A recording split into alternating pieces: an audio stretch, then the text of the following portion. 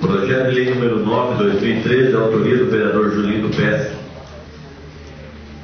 Emenda: agências bancárias a fixar avisos com informações alertando sobre cuidados a serem tomados pelos usuários ao efetuarem transações bancárias em suas agências.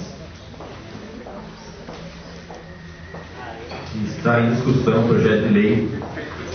Peço a palavra. O vereador tem 5 minutos para falar. Bom, esse projeto de lei ele foi protocolado no dia 19 de fevereiro de 2013, entre os primeiros projetos de lei aqui dessa casa. Acabou ficando porque tinha vários outros aí que foram entrando em pauta e sendo votados.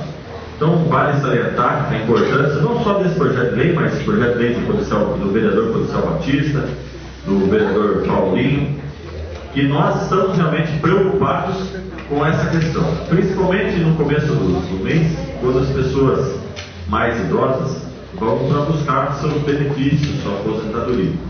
Então, esse projeto de lei, em seu artigo 1º, ficam as agências bancárias no âmbito do município de Fazenda Grande obrigadas a fixar em locais visíveis e de fácil leitura, nas áreas internas, cartazes ou placas orientando a população quanto aos riscos no transporte de valores e demais informações que sirvam de alerta para que sejam evitados furtos e roubos.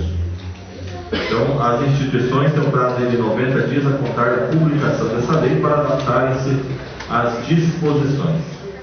Então, a importância de a gente estar prevenindo e lembrando cada vez mais que as pessoas têm que tomar mais cuidado quando vão movimentar valores aí nas agências bancárias.